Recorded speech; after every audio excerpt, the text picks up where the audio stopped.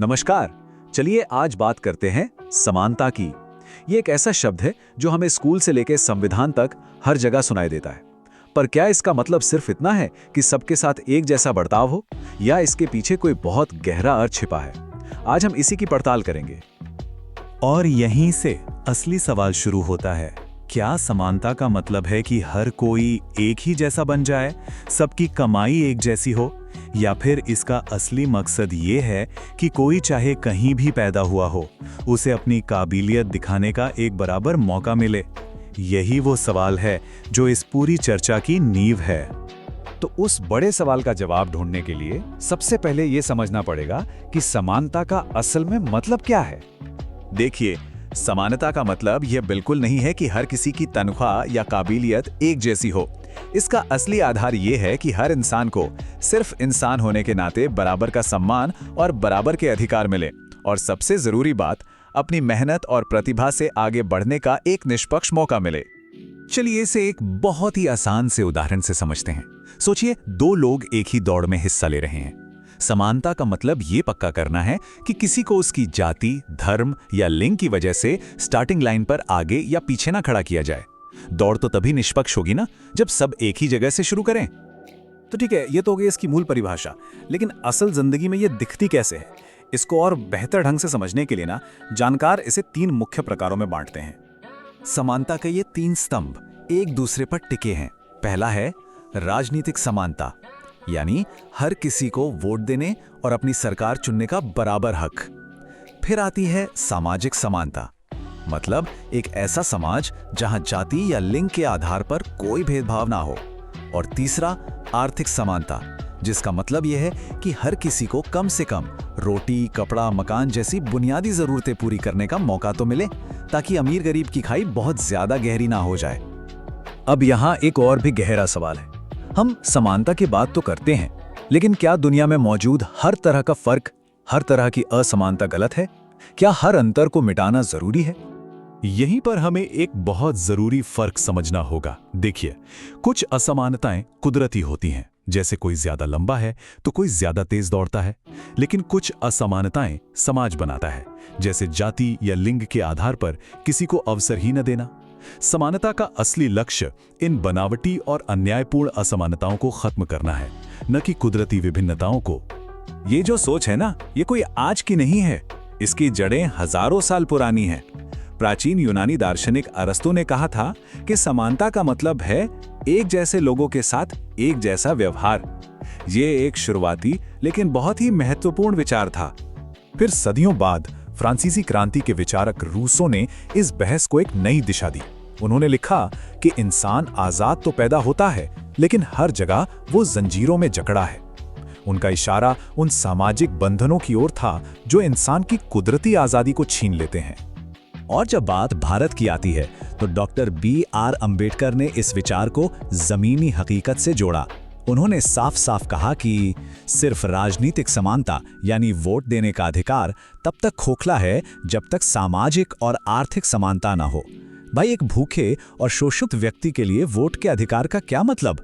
यहीं पर समानता के वो तीनों स्तंभ असल में आपस में जुड़ जाते हैं।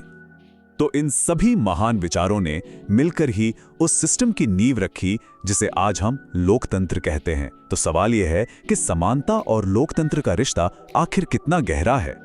सच तो यह है कि समानता किसी भी लोकतंत्र की जान होती है, उसकी आत्मा होती है। अगर नागरिकों के बीच बराबरी का भाव और अवसर नहीं है, तो वो लोकतंत्र सिर्फ नाम का है, असल में नहीं।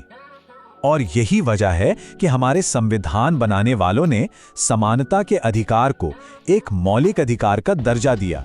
इसका मतलब ये है कि ये सिर्फ एक कानून नहीं, बल्कि एक ऐसी गारंटी है जिसे कोई सरकार भी नहीं छीन सकती। अनुच्छेद 14 से 18 तक ये हर नागरिक को कानून के सामने बराबरी और किसी भी तरह के भेदभाव से सुरक्षा का वादा करता है।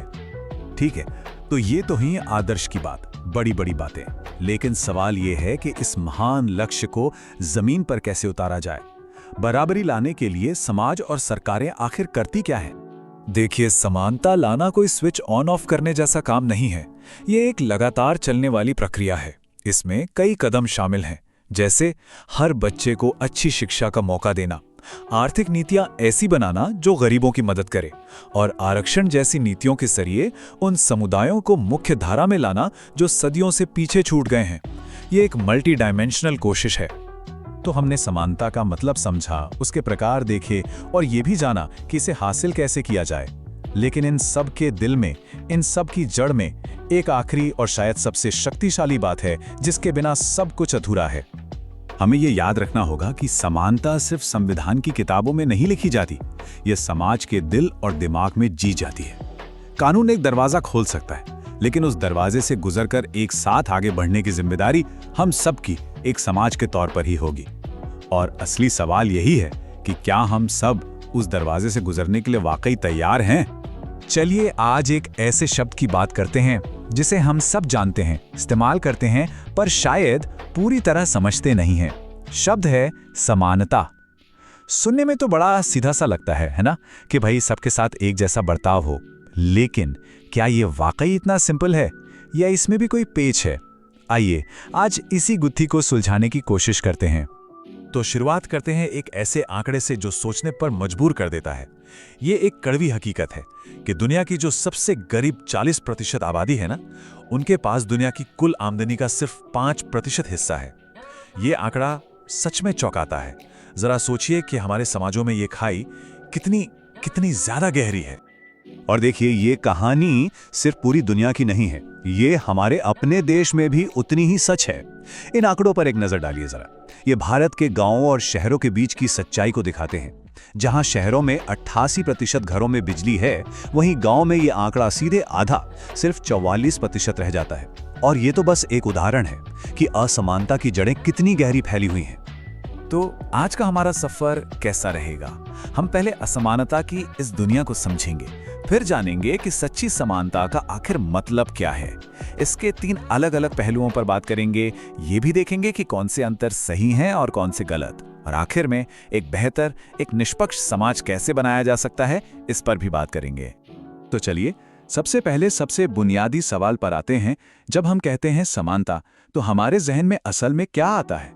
इसका मतलब क्या है? देखिए, इसका सबसे सीधा मतलब यह है कि हर इंसान सिर्फ एक इंसान होने के नाते बराबर सम्मान और बराबर अधिकारों का हकदार है। बात यह नहीं है कि हम सब एक जैसे दिखते हैं या हमारी काबिलियत एक जैसी है। नहीं, बात यह है कि हमारी जो साझा इंसानियत है वही हमें बराबर बनाती है। यही समानता की असली बुनियाद है।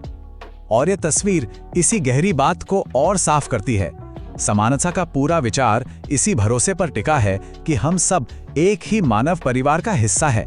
ये सिर्फ कोई राजनीतिक नारा नहीं है, ये एक नैतिक विश्वास है। और यही विश्वास दुनिया भर में मानवाधिकारों की नींव रखता है।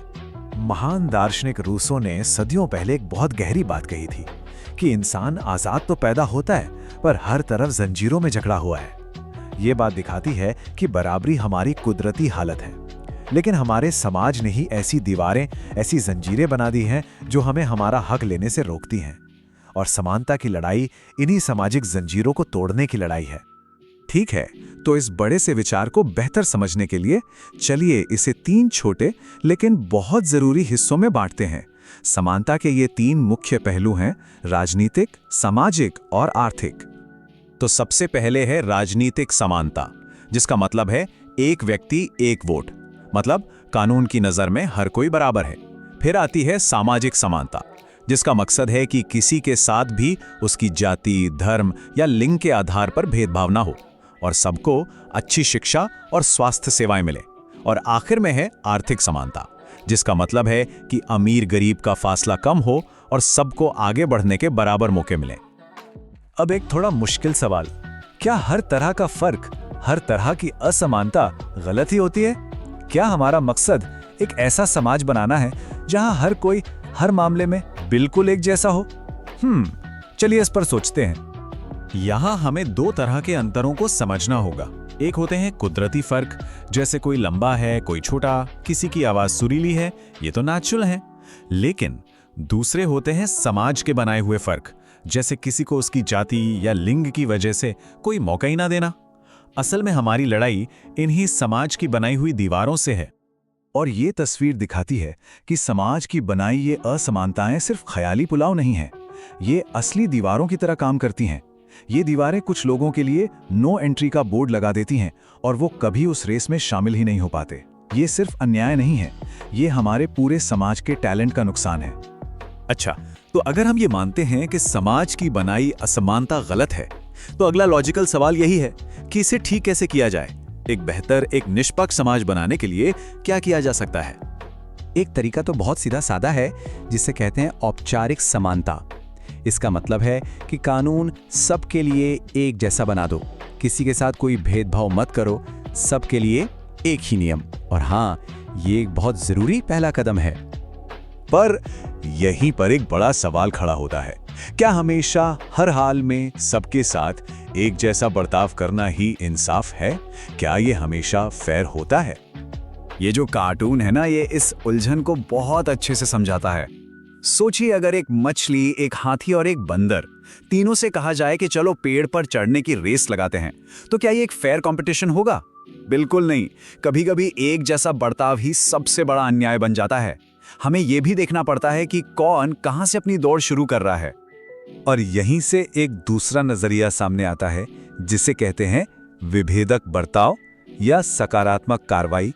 इसका सीधा सा मतलब है कि समाज में जो लोग, जो समुदाय ऐतिहासिक वजहों से पीछे छूट गए हैं, उन्हें बाकियों के बराबर लाने के लिए कुछ खास मदद दी जा सकती है।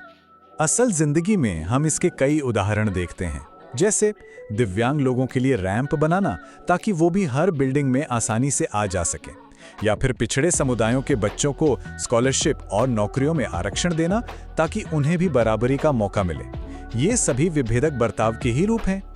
तो सबसे जरूरी बात जो याद रखने वाली है वो ये है कि समानता का मतलब सबको एक जैसा बना देना नहीं है। नहीं, इसका असली मकसद है एक ऐसा समाज बनाना जहां किसी की जिंदगी का फैसला इस बात से ना हो कि उसका जन्म कहां और किस परिवार में हुआ है। तो आज की बात हम यहीं खत्म करते हैं, लेकिन एक सवाल के साथ। एक ऐसा सवाल जिस पर सोचना बहुत जरूरी है कि आखिर एक सच्चा, पूरी तरह से समान समाज दिखेगा कैसा, वो होता कैसा है। इस पर विचार करना बनता है।